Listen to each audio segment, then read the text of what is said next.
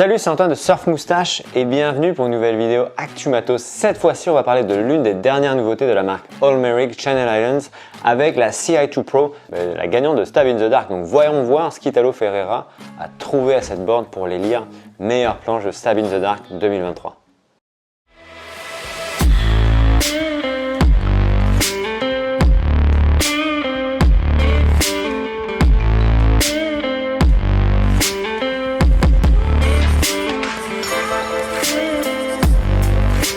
Mais avant, n'oublie pas de t'abonner à la chaîne YouTube en cliquant sur le petit bouton s'abonner juste ici et la petite cloche pour être sûr de ne pas louper la prochaine vidéo, ce serait quand même dommage. Alors rapidement, pour comprendre ce qu'est la CI2 Pro, il faut parler de la CI Pro, dont est inspiré le modèle tout simplement. La CI Pro est un shortboard vraiment performance pour les vagues assez solides, donc les vagues type Hawaii, gros break, gros barrel. Et la CI2 Pro est une version de ce shortboard toujours haute performance, mais un peu plus accessible. En l'occurrence, cette board a été designée pour surfer sous les pieds d'Italo Ferreira, donc surfeur très explosif, mais qui a surfé au Brésil avec donc des vagues toujours vraiment puissantes aussi, mais des beach breaks plutôt polyvalents dans le sens où on n'est pas sur du gros reef break hawaïen. Là, on est plutôt sur des vagues, on ne sait pas trop à quoi s'attendre, on va avoir des rampes, on va avoir du creux, mais là, du coup, la planche est censée être plus versatile sur un plus large panel de conditions. Le programme de cette planche, elle est tout simplement faite pour surfer des vagues allant de 1,20 m à 2,50 m++, des vagues assez solides, donc des barreaux, etc. Vraiment du creux, quoi. Donc logiquement, en termes de surfeurs, on va se tourner vers des surfeurs assez confirmés, limite intermédiaire plus, prêts pour charger, mais l'idée est quand même d'aller sur des surfeurs assez confirmés. Lorsqu'on regarde l'outline de cette planche, on est clairement sur l'outline d'un shortboard haute performance classique faite pour des vagues qui envoient tout simplement.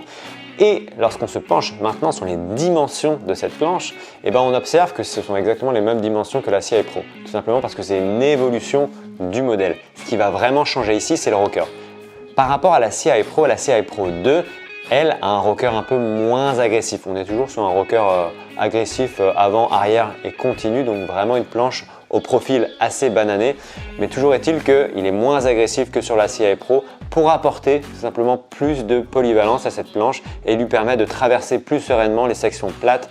Lorsqu'on regarde maintenant les rails de cette planche, on n'a pas des rails trop fins ou trop épais. On a une descente de pont assez classique, c'est-à-dire que l'épaisseur entre le centre, la latte de la planche et les rails descend de manière assez progressive, assez traditionnelle sur ce côté-là. Le tail de cette board, on est sur un squash tail. Le squash tail qui est la valeur sûre lorsqu'on parle de shortboard haute performance. Donc c'est ce qu'on retrouve le plus, tout simplement parce qu'avec ces deux angles, il t'offre deux points de pivot sans être trop extravagant. Il te permet d'allier vraiment maniabilité et performance sur une planche, et c'est ce qu'on veut en fait sur un shortboard haute performance. On ne veut pas quelque chose de trop foufou. Lorsqu'on regarde maintenant la carène de cette planche, c'est-à-dire le dessous de la borne, qui est la partie la plus importante, l'une des parties les plus importantes, parce qu'elle est tout simplement celle qui est en contact direct avec la vague.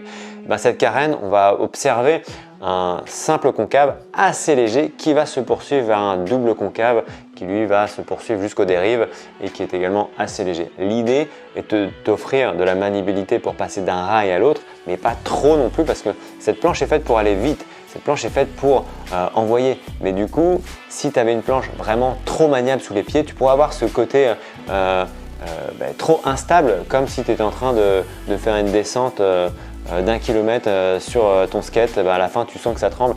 C'est pareil, on ne veut pas ce feeling-là, on veut garder ce contrôle. Donc on veut quand même que la planche puisse bouger, mais pas trop. Lorsqu'on regarde les dérives, on est sur un thruster, c'est-à-dire 3 dérives. Non, pas 6, 3 dérives.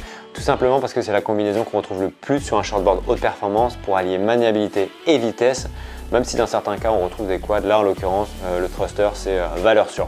Ça y est, c'est la fin de cette vidéo. J'espère que tu en sais maintenant davantage sur le modèle CI2 Pro. Si tu as des questions, direction les commentaires juste ici. N'oublie pas de t'abonner non plus pour être sûr de ne pas louper la prochaine vidéo et supporter Surf Moustache. Et puis moi j'ai qu'une chose à te dire, bon surf! You!